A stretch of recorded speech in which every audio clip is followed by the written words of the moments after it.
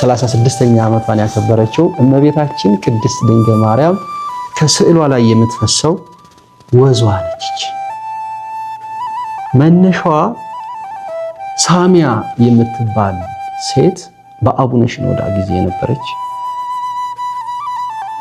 የጡት ካንሰርና የሳምባ ካንሰር ታማ ወደ ሆስፒታል ልትሄድ አንድ አባት ቤት የአባ ቢሾይ ቤተ መቅደስና የቅድስት ድንግል ማርያም ቤተ መቅደስ አገልጋይ አንድ ካህን ቤት ታድራለችና የኪዳነ ምሕረት ስዕል አለች እጆቿን የዘረጋችው። እዛች ስዕል ታለቅሳለች።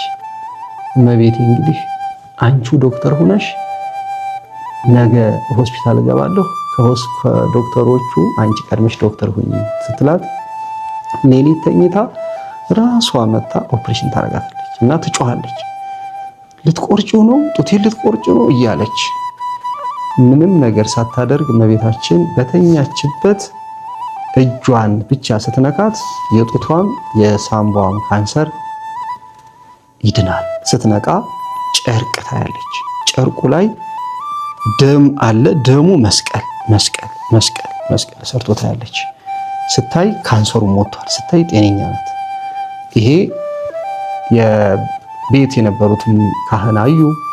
ከዛ ለክርስቲያኖች ተነገረ፣ ለጳጳሱ ተነገረ። ይህንን የሰሙ ብዙ ክርስቲያኖችም ክርስቲያን ያልሆኑትም ያው ግብጽ በብዛት ከክርስትና በላይ ያለው ሌላ አማኝ ነው። ያንን እያየ በጣም ብዙ ሰው ክርስቲያን ይሆናል። ከዛ ወደ ገዳም ይወስዷታል ሌላ ችግር እንዳይነሳ። መጨረሻ ላይ ትመነኩሳለች። ከዛ መዝሙር ስትሰማ ስትጸልይ ከቀኝ እጇ ላይ ቅባ ቅዱስ የገነት ሽታ ያለው ሽታው ልዩ መዓዛ ያለው ይፈሳል ከእጇ።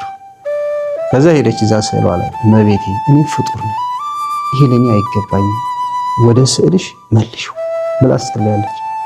የካቲት 16 የዛሬ 36 ዓመት ከሷ እጅ ላይ ወደ ስዕሉ ላይ ተዛውሮ ያቺ ስዕል ዛሬ እንዲህ እያረገዘ ማለት ነው። እኔ በአይኔ እያየሁ እዛው ቦታው ላይ ሄጄ ልክ እያየሁት እንዲህ ሲወርድ አየዋለሁ እና ይጠራቀማል።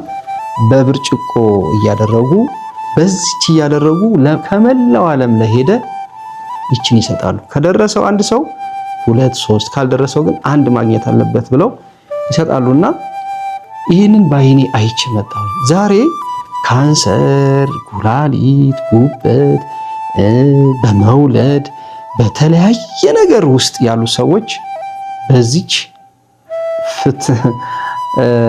ፈውስ እያገኙ ነውና ይህን ስላገኘው በጣም ደስ ብሎኛልና ይቺ ዋናዋ ነች። እነዚህ ደግሞ ከዚህ ላይ ይሄ ማዳረስ ስለማይችል እንዲህ እያደረግን ዶክተር ሮዳስም እንዲህ ያደርጋሉ። እንዲህ እያደረግን ለተለያዩ ሰዎች እየሰጠን ዛሬ በጣም ምስክርነት እየሰጠ ነውና ይቺን ለእርሶ ካህን ነዎት፣ በጣም ብዙ ችግር ያለባቸው ሰዎች ወደ እርሶ ይመጣሉ። ይችንም ይሰጡልኛል። ይችን ግን በተለየ ሁኔታ ለእርሶ ላስረክብ። እሺ፣ እግዚአብሔር ይስጥልኝ፣ እግዚአብሔር ያክብርልኝ። አሁን የተናገርከውን ተአምር በቋንቋ አይነሽ ሚዲያም በሌሎችም ለሚሰሙ ይሁን፣ የሰሙትን ደግሞ ሌላ ሰው ያሰሙ። እግዚአብሔር ያክብርልኝ፣ በእድሜ በጤና ይጠብቅልኝ።